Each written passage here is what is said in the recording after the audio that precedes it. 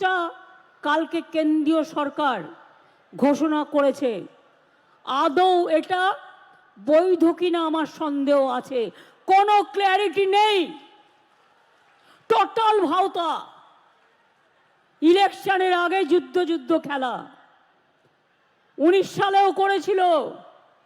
2019 সালে এনআরসির নামে আসামে 19 লক্ষ লোকের মধ্যে 13 লক্ষ বাঙালি হিন্দুকে বাদ দেওয়া হয়েছিল। অনেক মানুষ দুঃখে আত্মহত্যা করেছিল। তারা যেই দরখাস্ত করবেন সঙ্গে সঙ্গে তারা নাগরিক থাকা সত্ত্বেও আপনারা বেআইনি অনুপ্রবেশকারী হয়ে যাবেন। তাহলে আপনাদের সম্পত্তি কি হবে, আপনাদের চাকরি বাকরি কি হবে, আপনাদের ছেলে মেয়েদের পড়াশুনো কি হবে, সবটাই বেআইনি ডিক্লেয়ার হয়ে যাবে। আপনাদের কোনো অধিকার থাকবে না। এটা অধিকার কারার খেলা। যখন আমরা লুডো খেলি দেখেন তো, আমরা ছক্কা মারলে গুটি খোলে। এটা হচ্ছে বিজেপির লুডো খেলার ছক্কা। রাজনীতির আগে ভাবছে আমি করলাম ছক্কা, অ্যাকচুয়াল কিন্তু ওটা হচ্ছে পুট, অর্থাৎ শূন্য। নিট রেজাল্ট হচ্ছে 0। শুধু তাই নয়, আপনারা যেই দরখাস্ত করবেন আপনাদের সব নাগরিকত্ব ক্যান্সেল করে দিয়ে, সব অধিকার ক্যান্সেল করে দিয়ে, এটা এনআরসির সাথে কানেক্টেড, মনে রাখবেন, আপনাদের ডিটেনশন ক্যাম্পে নিয়ে চলে যাওয়া হবে।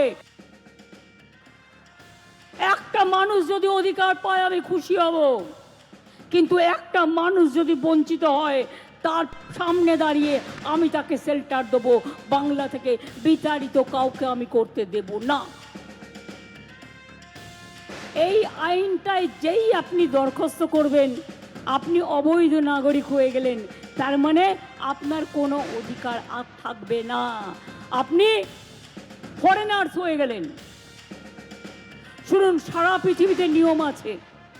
কোন রাষ্ট্রে 5 বছর, কোন রাষ্ট্রে 10 বছর, কোন রাষ্ট্রে 3 বছর। যদি বাইরে থেকে কেউ আসেও, তারা যদি সেই বছরগুলো সেই রাষ্ট্রে থাকে তারা কিন্তু গ্রিন কার্ড পায়, তারা কিন্তু সিটিজেন কার্ড পায়। এই চালুটা কেন করলেন না? আগে তো ডিএমরা নাগরিকের কার্ড দিত, সেই অধিকার কেড়ে নেওয়া হলো। আর আজ বিজেপির হাতে আপনারা দিয়ে দেবেন আপনার ভাগ্য, শুধু একটা ভোটের জন্য, 2টো সিটে জেতবার জন্য। আমি লিগাল অ্যাডভাইজারদের ওপিনিয়নও নিয়েছি, তারা আমাকে সেম কথা বলেছে। এটা মানুষের উপর অত্যাচার করবার জন্য, হ্যারাস করবার জন্য, আর 2টো সিটে 3টে সিটে ভোটে জেতবার জন্য আপনাদের ভাওতা দেয়া হচ্ছে। কি মতুয়া ভাই বোনেরা, আপনারা বিশ্বাস করেন আইনটাকে? তাহলে এতদিন কেন করলো না? 2020-তে তো আইন পাশ হয়েছিল, এতদিন কেন করেনি? আজকে নির্বাচনের 2 দিন আগে কোনো আইন করলে সেই আইনটা থোড়াই আইনে পরিণত হয় না, মানুষ সে অধিকার পায়। অর্থাৎ আপনি ভোটটাও দিতে পারবেন কিনা আপনার সন্দেহ আছে। খবরদার এই পথে যাবেন না। এটা কি খ্রিস্টানদের তাড়ানোর খেলা, মুসলিমদের তাড়ানোর খেলা, নমশূদ্রদের তাড়ানোর খেলা, বাঙালিদের তাড়ানোর খেলা, এবং মনে রাখবেন বাংলাকে আবার ভাগ করার খেলা। আমরা এটা করতে দিচ্ছি না এবং দেব না।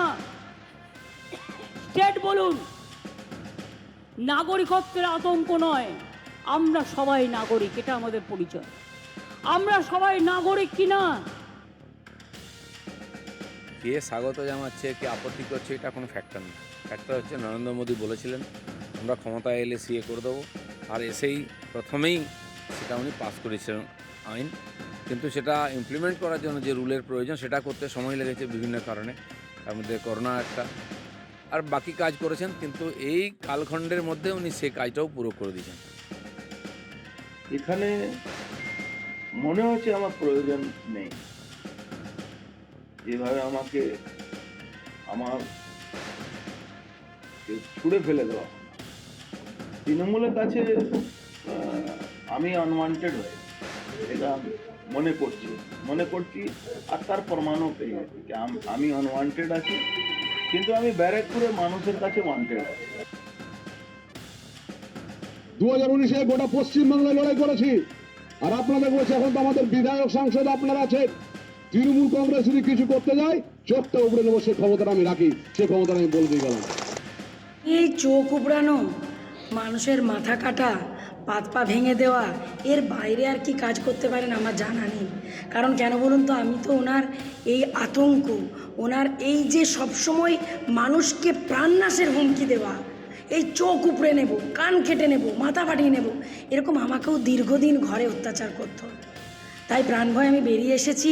লোকসভার তিনি 10 বছরের এমপি এবং এখন প্রার্থী, তার মুখের ভাষা, তিনি কিভাবে হুমকি দিচ্ছেন মানুষকে প্রাণনাশের,